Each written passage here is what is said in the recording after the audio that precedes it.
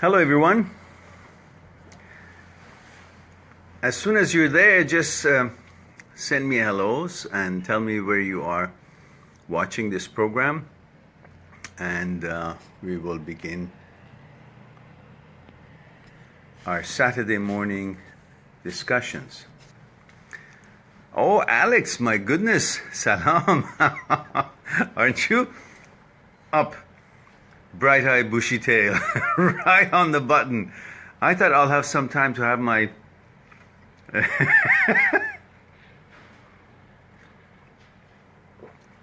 Russell, hello dear, from UK. Prince, hello, how are you? Good, do you have your glass of milk? And a donut. Okay. Alex. Jamie, good to see you. Well, today I don't have tea with me. I switched for a day. Kind of felt a little bit more cozy than a tea day. So, so what I have is, oh, good, Alex, you have Persian tea. Well, I haven't had regular tea for a while. I decided to have more herbal tea these days. And now, during the past couple of days, since it's been snowing here, this is kind of in the mood. And what this is, it's not what it looks like. And many may think it's coffee. No, I don't drink coffee. This is not hot chocolate either, but it does have hot chocolate in it. It's cocoa mixed hot chocolate. It's a hot chocolate mix, but it's in almond milk. You know, this much almond milk and just a wee bit, about maybe 1 teaspoon of hot chocolate mix, and hot water, boiling water. So very quick.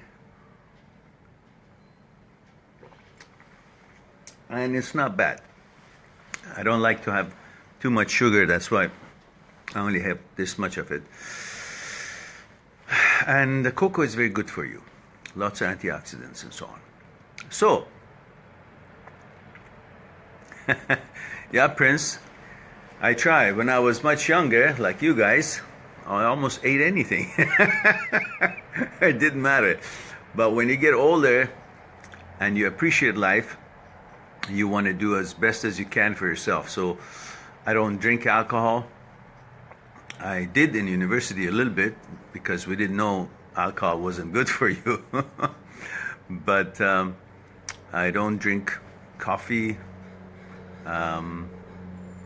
Try to have vegetable juices and so on, and good food to, you know, give me the balance that I need. So the older one gets, and the more in love you are with life, the more you try to do as best as you can for yourself to and lengthen this journey as much as you can.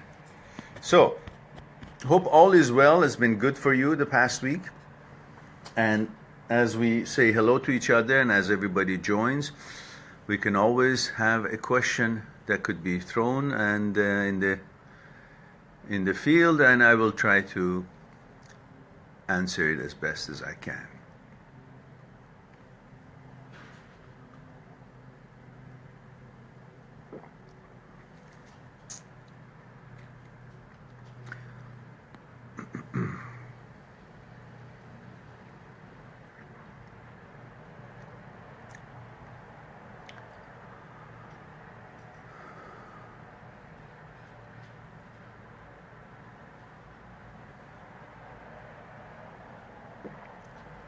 Sometimes it's so wonderful to have a moment of attention with yourself, with the nature. If you have the opportunity, and if the weather allows, wear proper and go to an ocean site, have a cup of tea, or whatever you like, and just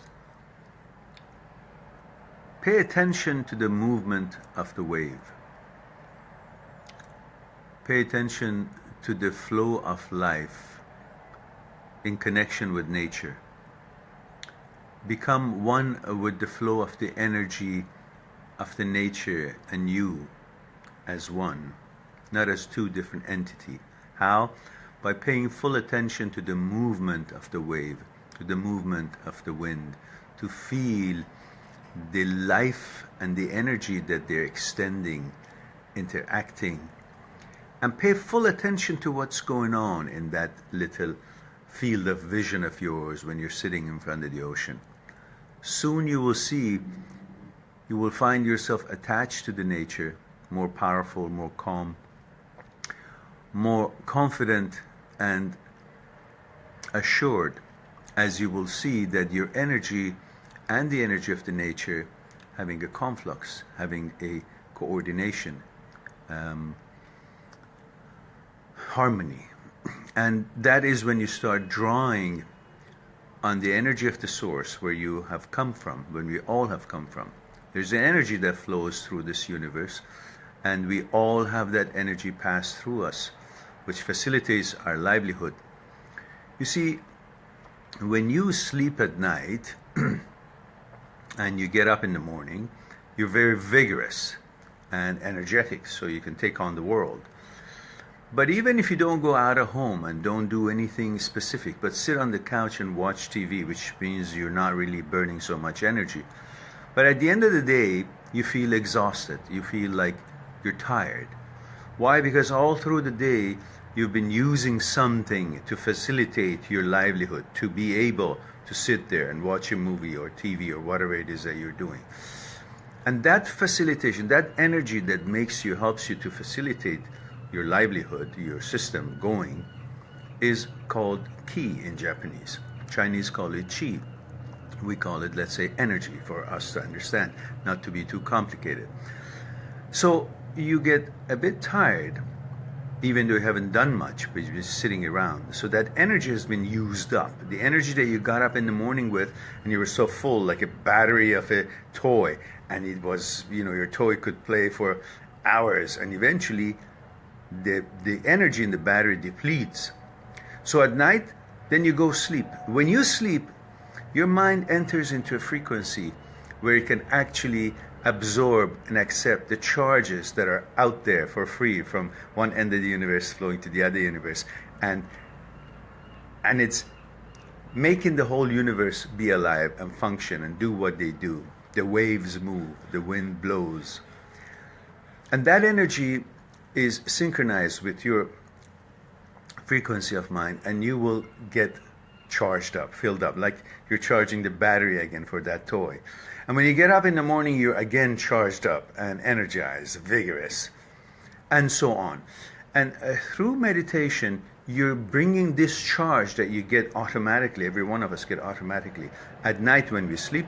Through meditation, you can have that charge in addition to the night sleep that you had during the day, which brings more energy to you, more tranquility, more assurance, more connection and interchange with the energy of the universe, and recognize that you're not alone, you're part of the nature, you're part of the universe. This whole power of the universe is actually backing you up and giving you the energy you need to accomplish and to arrive to where you want to arrive in life and be able to fulfill your destiny, as they say.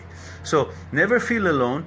Always know that you are part of the whole, and in order for you to feel that, sometimes go in front of the ocean or somewhere with the nature and sit and have a cup of tea and just focus on the movement of the energy of the nature. It is not you who's the boss of it all. Nobody else is the boss of it all. You're part of the energy of the universe, and the universe and you as a whole can be one. And that's why when we say alone, all one, alone, dictionary meaning of alone is made from all one. Alone, which you think you're alone, but when you're with the nature, it's actually all one. And that's a very powerful, powerful state. So, now let's see if we have any questions here.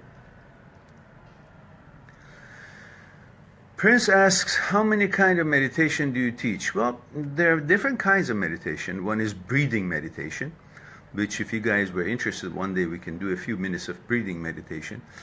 And that is, of course, very helpful for expanding the lungs physically, and also helping you to bring more oxygen in one breath into all the cells that all are in need of this oxygen to survive and be healthy and exchange what they need to exchange, nutrients for all the garbage and so on, and so do their job.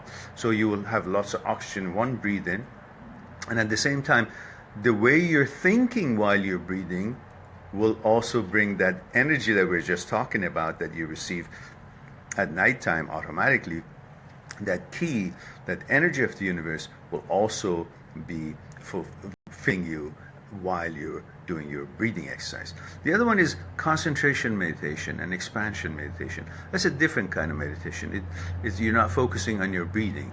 You're focusing on basically a certain way of thinking about expansion and concentration of the universal energy as a whole. That's a different style. Then of course there are shorter meditations, which is just by movement of body on your toe and coming down and bringing the whole balance of you with the energy of the universe to your center, which is a point about 10 centimeters below the navel.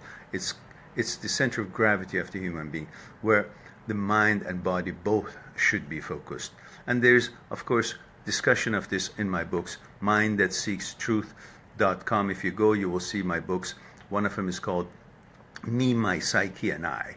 And in that, I've explained this meditation and so on and so forth. There's an elaborate few chapters on that stuff.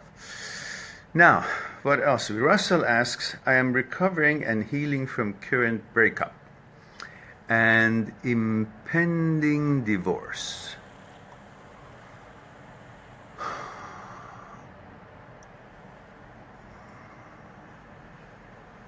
I have been feeling better and focused on looking after myself with gym and doing okay at work. Thing is, I'm so lonely. I lost contact with many friends during my 5-year marriage, and lately I have been trying to arrange meetups and make plans, but nothing has come off of it. All I do right now is work and go to gym. I'm staying at my mother's house, and there's nothing really here for me. I'm really struggling with being lonely like this. Any advice? Yes. Number one advice is that join the club. It's always good to feel that you're not alone. What you're going through is not abnormal. The problem is that we have been conditioned to think that we should always be surrounded by people to get affirmation or to be entertained. We haven't learned to live by ourselves and understand that being by ourselves is not the same as being lonely.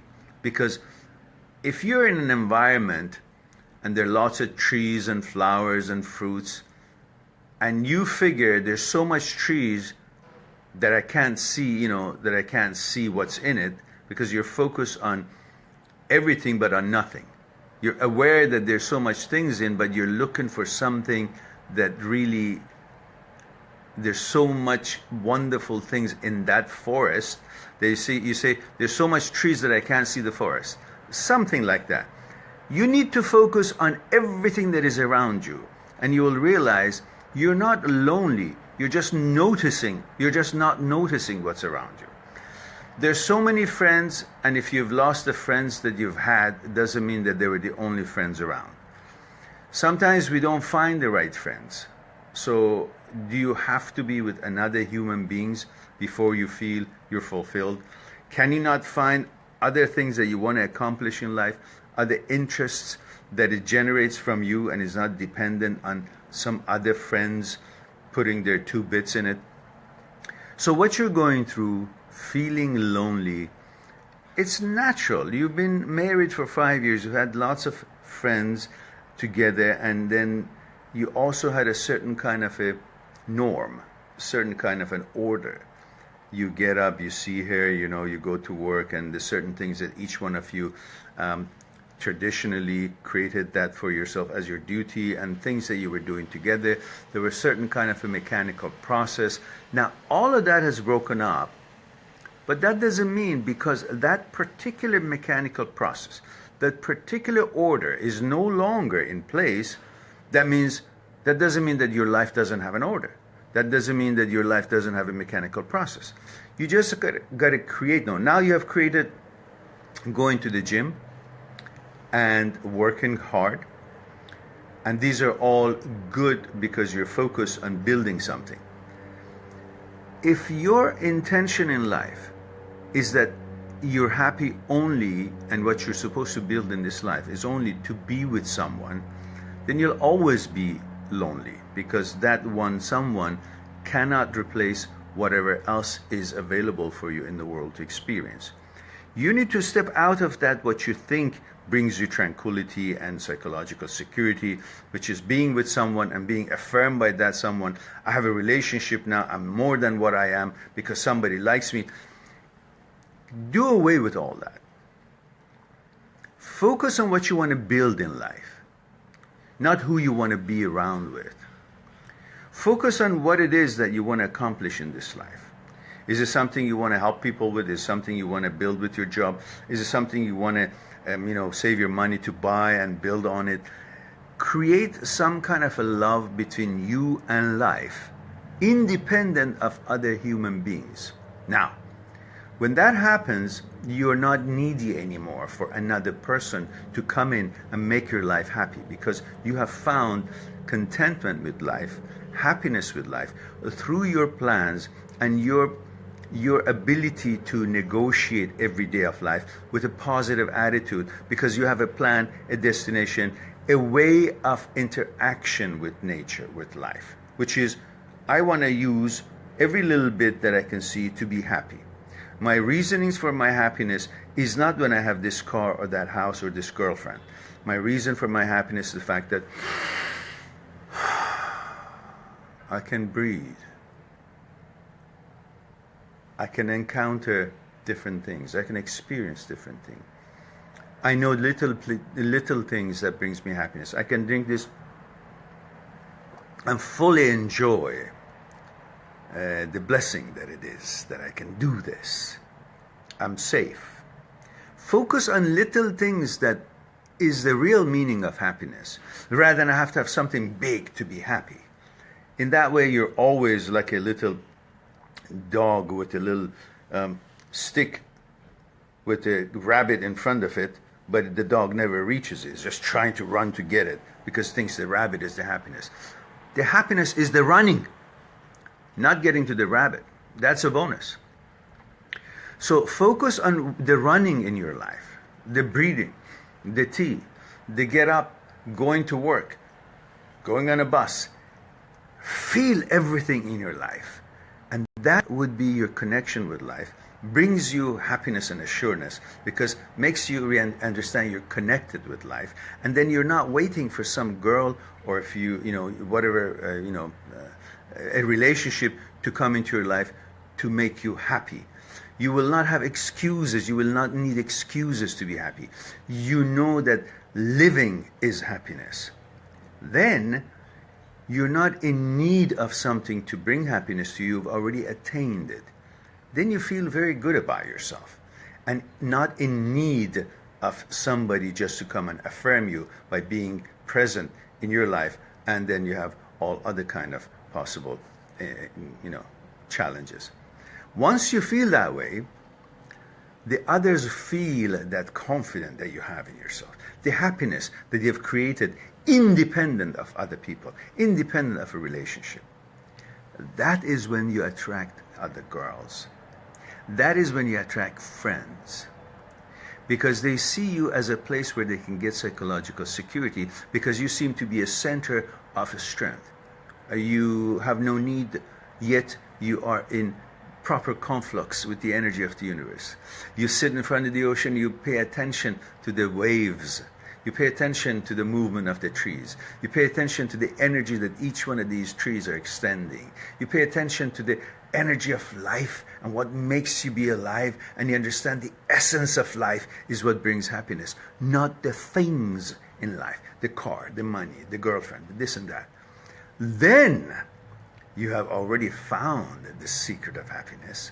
Then everybody would be attracted to this center of happiness, including a new girlfriend, new friends, and new things they can do. In the meantime, this is not a problem, what you're doing. This is normal, and you will find new things to discover and focus on those things. Don't limit discovery of new things in life to a relationship or to a new girlfriend. Because believe me, you find a girlfriend, there could be other troubles with that. So that cannot be where the happiness resides. You got to find the happiness before you find the relationship. Once you're happy, then the relationship can come and go. You still will remain happy because you have your reasons to be happy. And it's not dependent on some relationship. So I hope that gives you something to think about.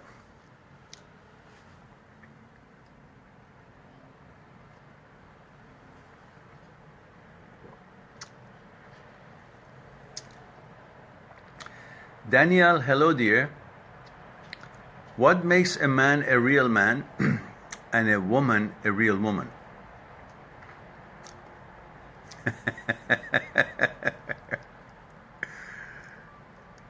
Everybody has different understanding of how to be a man and how to be a woman. I'm not sure if I can really help you with understanding to tell you what makes a real woman, because I'm not one, but one can understand or figure out what a real woman means to each different man. Each different person has different way of thinking. But what makes a real good human being is something that we all have in common with. Let's talk about what makes a real man. Well, I think it doesn't have anything to do with being man or woman. It has to do with your understanding and ability to absorb the purpose of life. What are you here for? If you understand that you are here for this reason or that reason, then that kind of a person you become, because you think that's why you're there. But if you understand you're part of the whole, you're part of the puzzle, you're part of this jigsaw. Is it called jigsaw? You're part of this whole picture of life. You're not the whole of life. Nobody is a whole of life. And in order to make this whole picture a better picture, each one of these pieces needs to develop itself to a higher level, rather than the anger and violence and domination and tricks and lies, and just to get something more out of life. That doesn't make you a real good human being, to help to make the picture a better picture. In order to understand what kind of person we should be, I think we should understand what this life is all about. This whole life is about energy, purifying the energy, keeping the energy flowing, which starts from one end of the universe to the other end of the universe and touches every one of us on its way. And we all need that energy from the universe and expanding it towards each other in a positive way, so everything can develop and grow when we are near. Not everything will be crumbled and die because of the bad energy. Harry Potter shows different kind of energies. The Dementors are there, suck the energy out of you. There are some people suck the energy out of you, and there are some people who really make you feel great, alive, and healthy.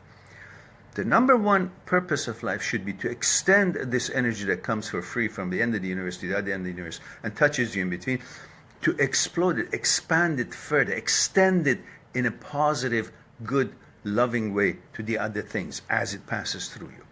So for that, you got to develop yourself. You have to have compassion and understand that by experiencing things in life and become more wise and able to deal and negotiate and be flexible in life, you will help this knowledge that you receive to be extended, to be transferred while we're alive, and when we die, to go back, this wisdom, go back with the energy that has already been encased in us while we're alive. When we die, it frees itself again.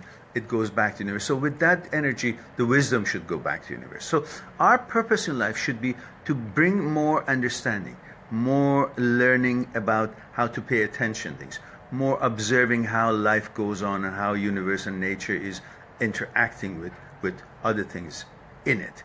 And learning these knowledge and experiences to help the universe as a whole to become wiser and more in tune with the needs of what's in it, what little pieces that has collectively made the universe to be what it is. So collective gathering of experience and positive knowledge to expand the knowledge and wisdom of the universe should be the purpose of our life. And in that way, we can only do it by being able to negotiate with each other, interact with each other positively, and help things grow and develop around us, and not be so violent and so dominating and so tricksters in order to just get things and be greedy and so on. So these are basically what makes a good human being. Now, as far as being a good man or good woman, that's a different story that we can discuss it maybe another time.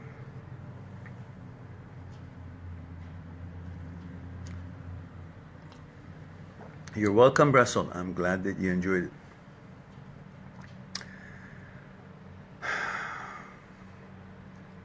Abby says, hello from Philippines. I've noticed you like Star Wars a lot.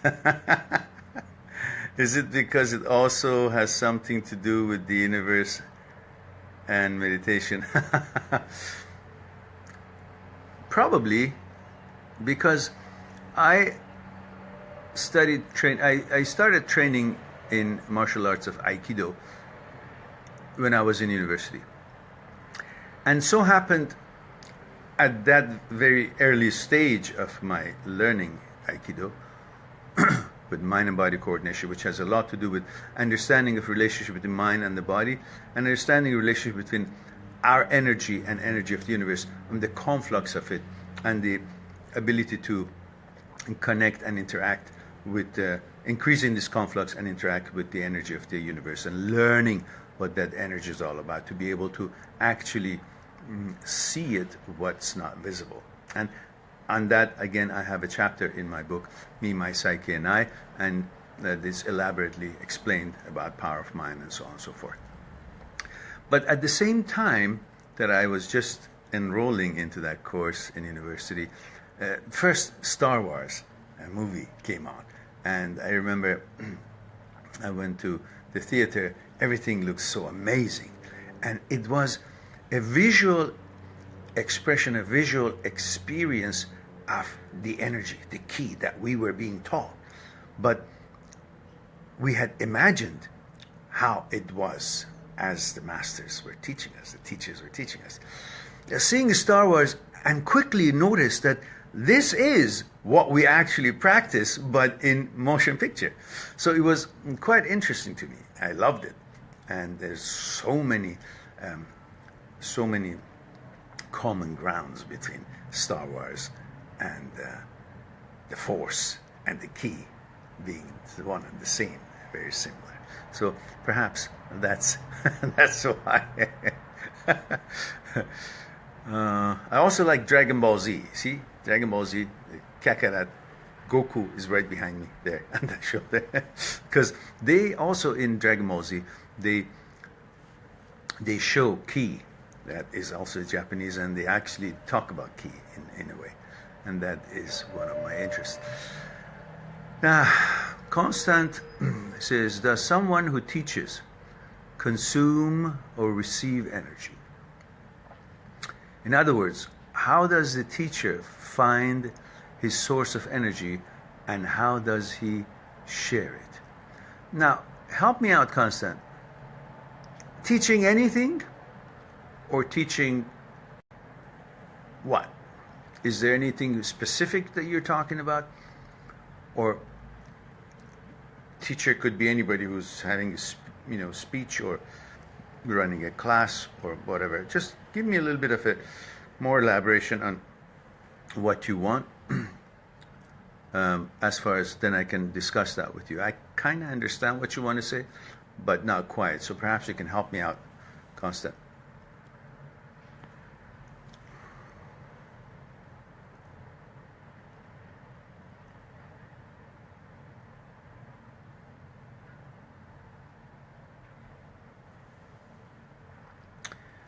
I can be a teacher in school, but also teacher of life. You can be teacher at school, but also student of life. Because a teacher, while he is teaching, he is learning how to teach and how to teach better the next time.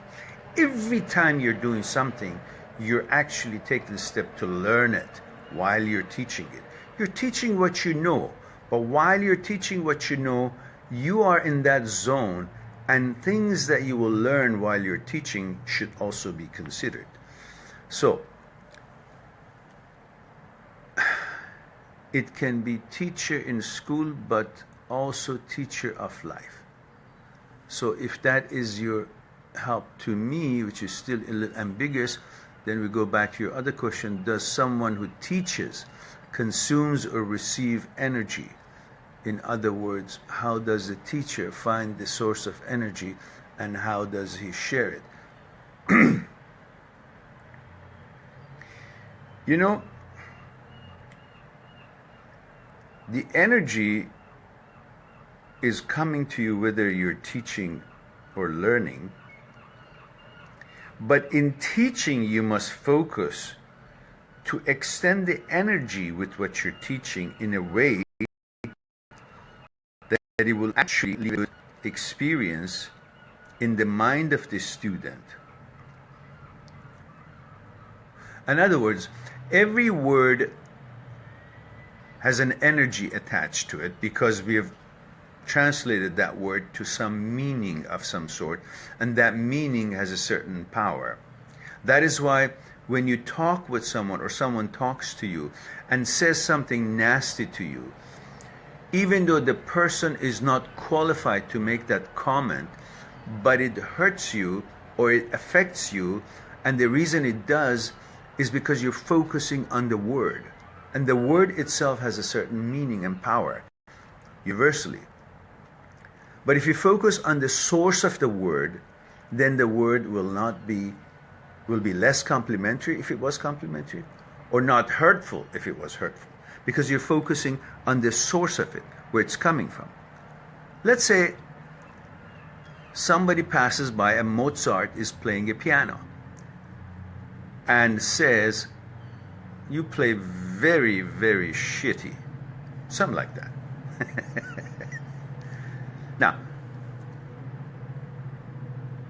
if Mozart focuses on the word shitty, or a derogatory word that's been used, Mozart gets offended or depressed or upset or negatively affected by that.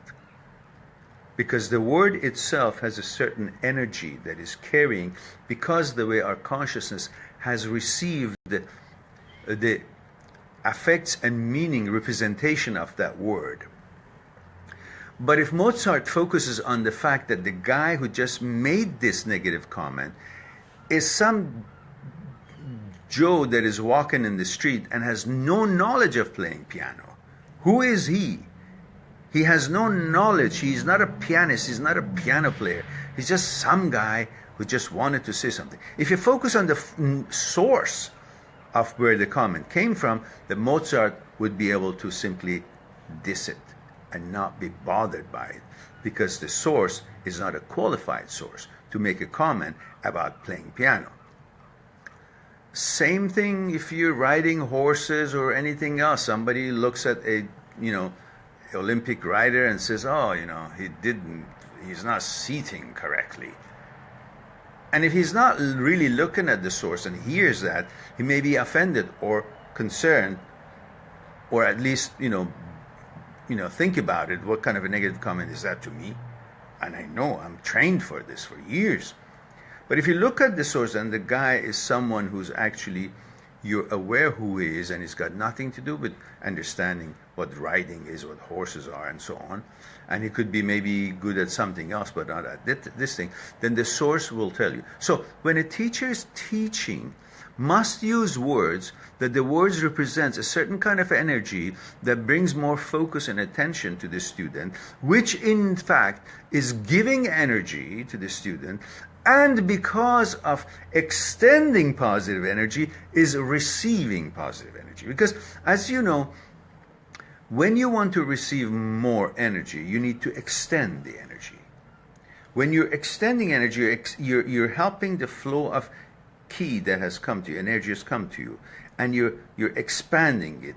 And the way you expand it and extend it outwardly then causes more to be able to pass through you, because there's a flow. You've created a current, and it attracts the current of other energy flow, positive energy flow. So when you're teaching, whether you or student, both are receiving energy.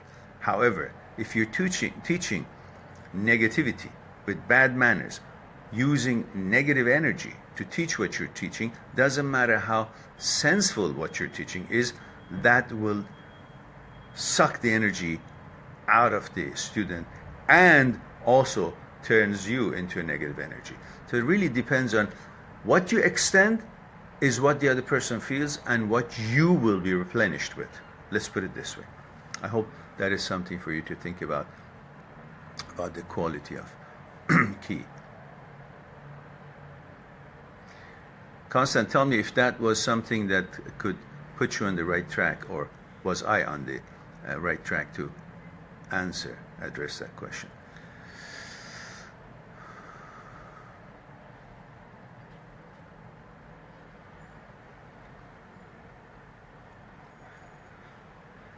How can you, Ali says, how can you know if it is love or friendship or both?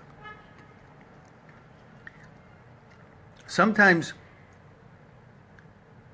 it's not about what you think, one-sided. You will know what it is that you're feeling by the reciprocation of the energy, but by the interaction that you receive from the other side, by the type of energy and kindness that you see from the other side. Then, of course, you will be able to see if it's a two-way and what kind of a friendship is that. But it is not something to explain, it's something to feel. It's a frequency. Love is a frequency. It's not something that you can simply say, okay, it meets these criteria, therefore this is love, or therefore this is friendship. Most often, friendship turns into love, and often, and sometimes, never turns into love, and love happens, which often people make a mistake between lust and love. Especially in boys, we're programmed for procreation. So, you know, any kind of a relationship to you, if it's between you and a beautiful girl, you're attracted physically and you misunderstand that as being love. Love and lust are two different. Love has a way different meaning that really doesn't have much to do with sexuality and intimacy. But if you're talking about the love between two people in sexual ways, then I guess that would be your question. That has to do with how you feel, the frequency, and making sure that this is love, not lust, while because we are living in a physical and spiritual entity, we are one entity with mind and body both in it, which is thought and energy, so the spirit and our physical attraction. Then of course I forgot what I wanted to say.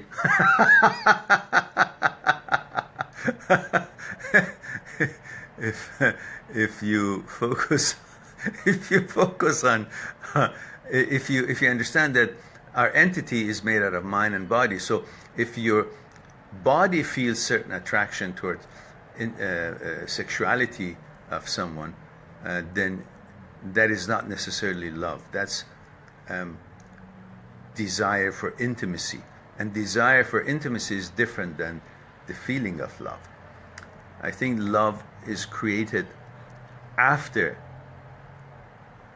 a certain level of friendship. Everybody who thinks, oh, I'm in love with her, right in a second, at first sight, that's not love, that's lust. That's your physical part of being who's longing for that desire for intimacy, because we are programmed for procreation.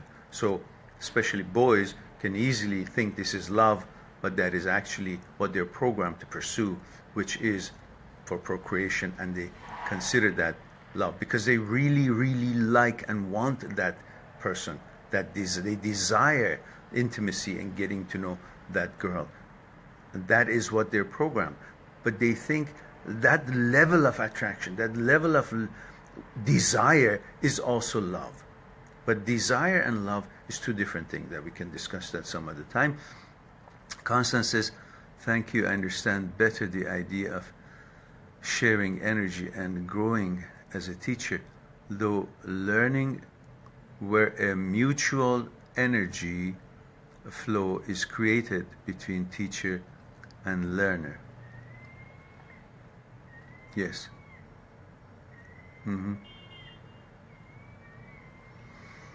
Just make sure that the idea of teaching will not interfere with the type of energy you extend while you're teaching. You could be so bogged down and focused on making the child understand something that you may actually become a little bit impatient. And in that impatience, you will be extending certain energy that is actually contrary to creating an atmosphere where things can develop and grow, which means the kid can actually learn. First, you got to make sure the environment, the energy that is flowing towards the child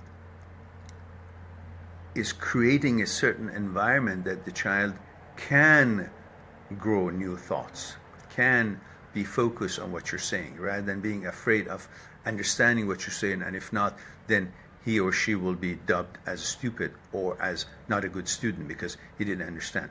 Take that away from them and make them to participate in that learning, in that energy that is creating from that environment of learning that you're trying to help them to understand. Then they will have a better chance to understand, because when that energy is flowing and creates that tranquility and assurance, the waves of their mind decreases in ripples. When it decreases in ripples, it's like the pond that has no waves, and the reflection of a dashing bird is on the surface of the water before the bird actually gets right on top of the lake, because the waves have been decreased, and so the reflection of things are very clear. But if the lake has lots of waves, it's less windy and it's got lots of waves, even the picture of the moon, as big as the moon it is broken in the lake, and it doesn't show well. You can't really tell what is this exactly. So it is important to be able to create an environment by the energy that you extend, so the child's mind will be at ease, so the ripples of the brain will be decreased, and therefore what you're saying, the reflection of it on his consciousness will be so much more clear and would be easier for him to understand. So the environment where, and the language that the material is being transferred or shared with the student has got a lot to do with the ability of the student learning, because that's where the extent of positive key is there, rather than child being afraid or worried about, I should understand it as quickly as I can so the teacher will say I'm a good student, I'll put a good impression. I know you understand what I'm saying. seem to be a good teacher to pay attention to this. And later on, maybe another week, I have another story to tell you about one teacher after the World War, and which was explained to us by our Japanese master who came to our university for a demonstration, and that was something that he reminded us. Ali says, so the key to understanding the nature of the relationship is to distinguish if it's love or lust. That's one big thing. And most lusts can be misunderstood by love, but love is not necessarily having lust attached to it all the time. It's a fine line between the two. Constance says, words are bridges between our feelings or our thoughts and the other people. Words are bridges between our feelings or our thoughts and the other people. So they are vectors. The vectors also show if the teacher understands rightfully the other person.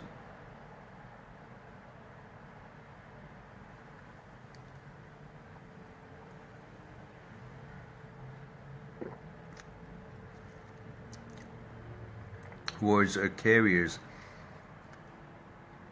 representation of feelings. Yes and no. But if you recognize, for example, a concerned father or mother for a child who's doing something dangerous or is about to make a decision that is not the best decision for his or her well-being, may be expressing anger, and that energy and that word that is being used, obviously it seems a different feeling, generates a different feeling in the child than the feeling that is being extended from the parents originating. So not always words expressing the right feelings. It's the energy that is expressing. So the energy, the key, should not only rely on the words to extend it, because it's just words. There is an energy that actually you can extend. It's like the wind blows. You can't see the wind, but you can feel the wind. The same thing, the energy cannot be visually seen, but you can learn how to extend it to the child. And that energy is the same as in Star Wars, that it moves, but in exaggerated form. And that understanding, again, is a different knowledge. And I have discussion about ki in my book, Me, My Psyche, and I. And remember, guys, I have a channel on YouTube, over 300 videos about relationships and the psyche. Now, each one of them have turned into, many of them now, I'm turning more of them into, but many of them are now turned into different playlists. And if you go to a playlist called The Psyche, you'll have about 28 videos there that is talked about thoughts, consciousness, fear, desire, and ego, and so on and so forth, and its relationship between the two, between each other. And then there are many other playlists that talk about how you feel after breakup, how to move on, and so on and so forth. Many different scenarios. Now, if you go on YouTube, you can have many of these discussions about breakups and why you feel the way you feel, what happens, and so on and so forth. They're a little lengthy. They're not just 2 minutes like many other channels may have that maybe people are drawn to, because it seems like everybody is looking for an injection of answers these days. They're not willing to experience and learn how this psyche works, how the relationship between thoughts and consciousness is. What is it that makes us tick? What does it mean, thinking? What is thinking? Where does it come from? What is the relationship between thoughts and consciousness, between fear and how we feel, between our thoughts and how we feel, between our thoughts and what fear is, thoughts and fear and time and so on. These are all discussed in the channel that I have on YouTube. And you can also go to my Facebook page, Mind That Seeks Truth. The link is up there. And you can also visit my site, mindthatseekstruth.com, where you can find sample chapters of my books, or the table of contents of my books, and the seminar that I held in a local university last year, I think. It's pretty interesting about thoughts and fear and feelings and so on. It's perhaps the first time anyone was able to put this together, I believe. And it was interesting. It's 1 hour, and there's a sample of that 10 minutes there. You know, the whole video is like maybe $8.50, but the sample of it is, you can get a lot from the sample too. And the books are also in ebooks and paper.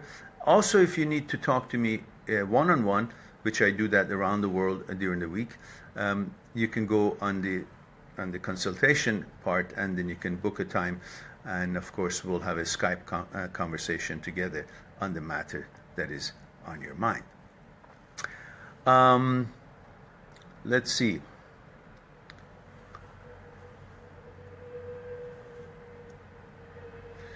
Ali says your work is very admirable. So thank you, Ali. I'm glad that you enjoy it. I appreciate that. So let's see if we have other questions here that we can chat together.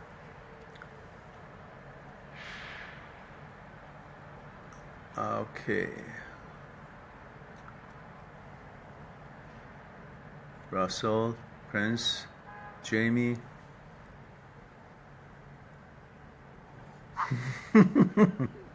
Jamie asked, can you send some snow to the UK? If you see what's happening in Canada when it snows, you wouldn't want to snow. I don't want to snow. Snow is only good for a day. It's pretty romantic and everything and nice, and it's good to take a stroll, but it just messes up the whole schedule of everything. So, however, I thank you for your confidence in me to think of me as so powerful to command snow for UK, but I'm yet to arrive in that. However, in one of the teachings that we had in school in martial arts, they would say, you know, if you decrease the ripples of your mind and become one with the universe, then you can command rain, wind, and thunder. I was very, very strong in giving us that impression that how powerful it can be when we can understand the flow of energy of the universe and become one with this flow and become one with the entire universe as one, and become center of the universe. Not the center of the universe, but center of the universe. And that's, again, long discussion about meditation and mind and body coordination and our relationship and the relationship that we have with the nature and so on. It's very fascinating to me. So, let's say, Alex says, you talked about lust.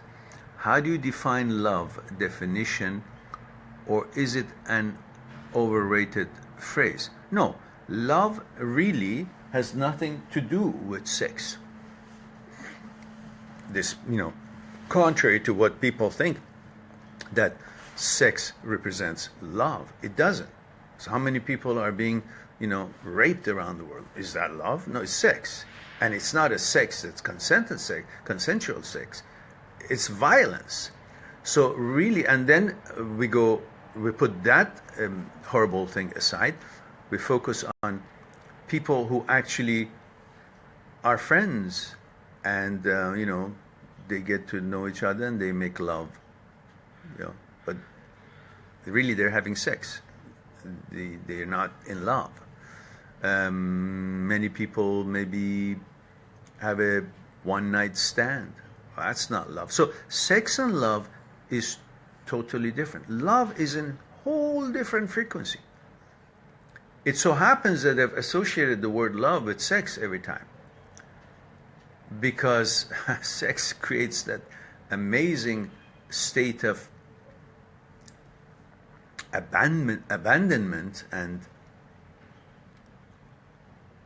state where you feel you have gained everything you wanted to gain in life, and you have no concern about wanting anything, needing anything, and at that moment you feel you're totally in non-existence.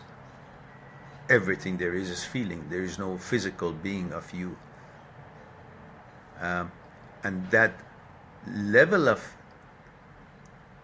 resonation is something that frees you from any responsibility that you have at that moment. That's why it's so amazing feeling that they mistake that ecstasy, that feeling of abandoning yourself in that moment and feeling of oneness with the whole energy of the moment, to think it's love. But that's not love.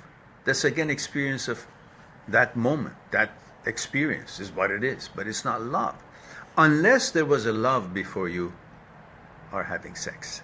And that's a whole different ballgame. That's really what special is.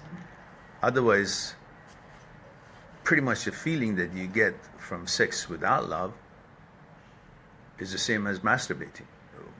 You get the same feeling. Your body doesn't know it. It goes through the same mechanical and emotional experience.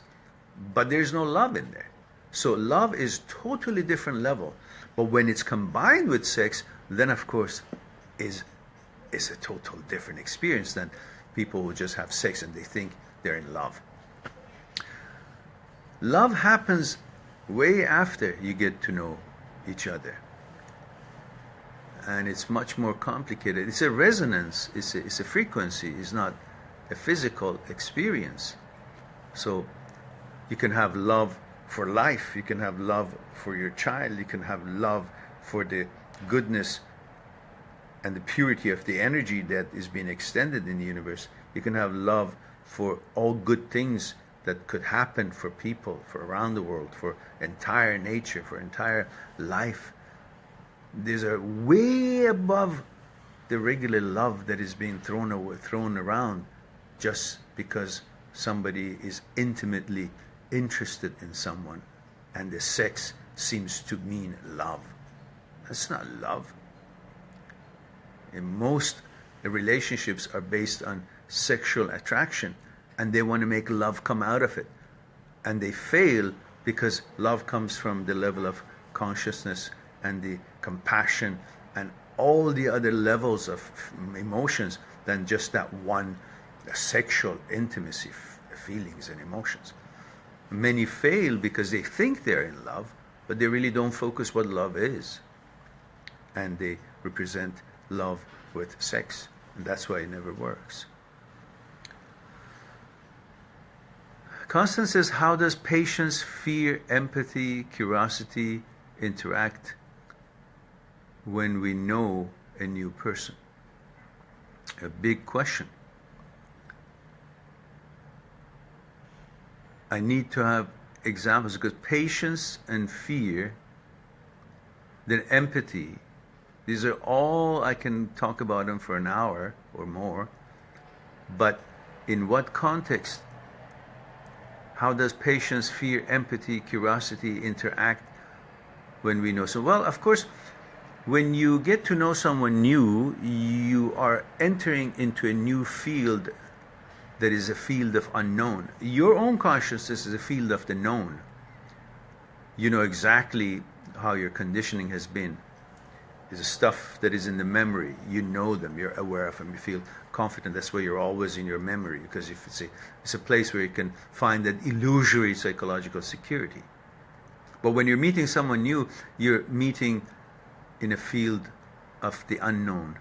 And that is where your curiosity comes to the picture, because you want to get that field to be known. Because then, by knowing that field, the consciousness of the other person, you may get affirmation from her.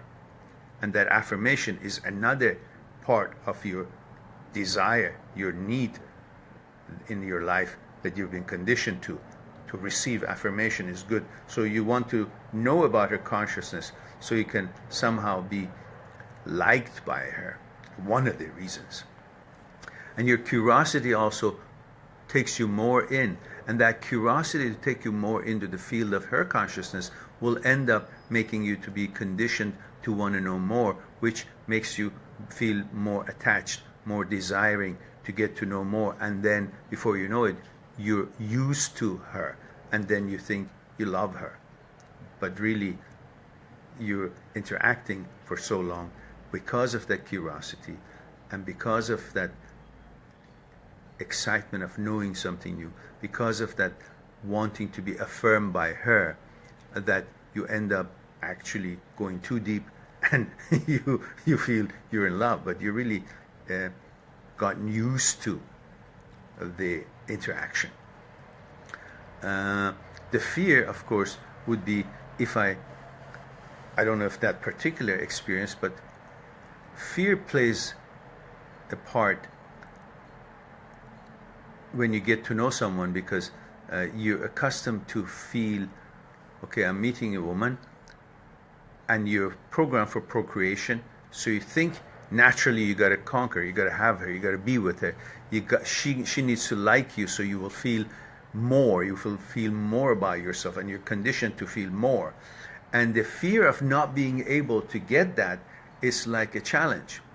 And that fear, what if she doesn't like me? And I'm supposed to be liked because I'm programmed to get affirmation. To get affirmation, I got to be liked.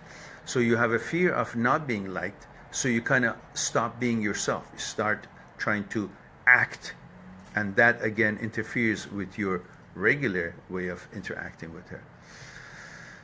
Empathy, of course, you want to be nice and you don't want to hurt someone if you're a nice person, and you may feel certain interaction is necessary between you and her or that person, but really you're not much interest in that person, but your empathy as a good human being wants to interact with her. I'm making it very, very short, because this subject can go on for a few hours, and I'm sure it'll be fun to talk about it. But forgive me if I don't go into it, because it can really go far, because it's not like as short as I'm making it. I'm just trying to give you little bits and pieces. Otherwise, fear, ego, desire, thoughts and consciousness, they come into play so powerfully, and we need a whole day to talk about it. And it's a beautiful discussion, a beautiful question, Constant, for sure. But I don't think I'd be able to take the whole. There's not enough time here. Let's put it this way. Okay. Jabal says, so what is love? When is it love? And how to recognize it? What does it do? Love is like a music that when it's played, you're either drawn to it, want more of it, or you're distracted and you can't stand it. You want to turn the channel to another radio station. So it's a resonance. It's a frequency. If you mix love with the physical attraction, then there is no love. At least it doesn't let you see the love. It distracts you with the lust, with the intimacy, with the sexual interest, and doesn't let the love come out. That's why many people actually jump over the opportunity to love, because they're now too focused on the pleasure of the intimacy, and they actually bypass the stage of love. And later on, they think that intimacy is representing love, but they can't really make the relationship work, because the love never had a chance to take roots, because it was all overshadowed by the lust and the intimacy and the sex, which is all very good, but in its own right time. Gaith Darush says, I miss talking with my dad. Hearing you speak makes me feel good. That's why I like you, sir. Oh, my pleasure. What a beautiful compliment. Thank you. So much wisdom and love in the way you speak. Thank you, my dear. I love you too. Thank you. I appreciate that. Hore Stefanio. Hey, Mehran. Hello, dear. Guys, make sure you do go on my Facebook page and like it, which you have. If you haven't, you just happen to be here by chance, like the page, so we'll be in touch. And make sure you try my YouTube channel. There are lots of videos there. It's just Mehran.beh, my name. And also the link of the YouTube channel is also up there as well. And Also, go on my site, mindthatseekstruth.com, and check out the sample chapter of my books and the table of contents, or the seminar that I did at the university about fear, the end of fear, and also the consultation possibilities. If you want to talk to me one-on-one, please go on my site, talk to me for consultation, and click on that, and it will give you options to choose from, and then we can have a Skype consultation as I have it around the world, around the week. Now, Constant says, thank you for your helpful insight. My pleasure, Constant. It was lovely questions, and I love to chat more about it. Yash, hello, Yash. How are you? Good to see you. Yes, Yash, this is live. Thank you, Yash. I'm glad to see that you're happy, and I saw your last photo by that motorcycle. It was a interesting motorcycle, and I hope you be careful when you drive it. Ride it. Jamie says, I don't drink tea during your talks. I glass broken doors. Fixing the things I break in a past anger. What? Okay, I lost you there. Okay, guys, let me see. Alex, are you still there? Can you tell me what time it is? You're in Los Angeles, so you must have the same time frame. Jabal says, thank you very much. I agree. You're very good. I'm glad, Jabal, that you enjoy it. Somebody who is in my time zone, maybe in West Coast of North America, tell me what time. Oh, there is Alex. 11:36. Okay, guys. I think I spoke. Prince, thank you. I think I spoke longer than we usually do, but I had a great time. It was fun. It was very relaxed, and I hope you guys enjoyed it too. Remember, tomorrow on the amazing things in the world, which its link is also on my Facebook page, I have another talk at 10:30, but that's a different Facebook page, and you're more than welcome to just tune in. Find the link of it. I will put the link up, or the announcement of it, on my site, and you can go there. Kashifa says, I like your page, really like your topics, like the way of your talking, easy to understand, keep up the good. Thank you very much, Kashifa, I appreciate that.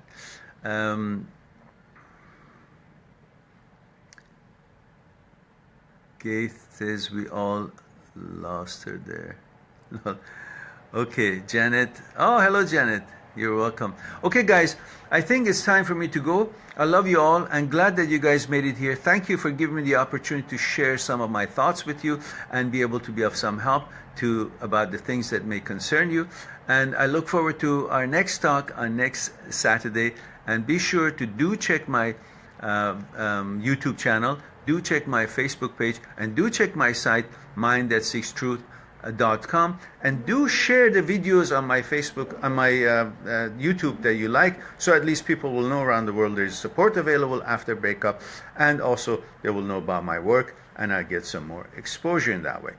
Jamie is having some comments. It says, when I felt great sadness during a past breakup, I broke up my living room door. Don't do that. So during your talks, I fixed the door, promising to myself to never lose control of my again. Okay, it's very easy for you to stop that behavior. Why? Because right now, ask yourself, did it solve my problem, breaking the door? No. And cost you to fix it, and your time, and the fact that you can't sit down and drink your tea when we're having a chat. So that should tell you never do that again, because it doesn't change anything. It just brings more anger to you. If you want to express your anger in a physical way, well, just get maybe one of these, hung in boxing thing, and just box the hell out of it. That may be better than breaking a door every time.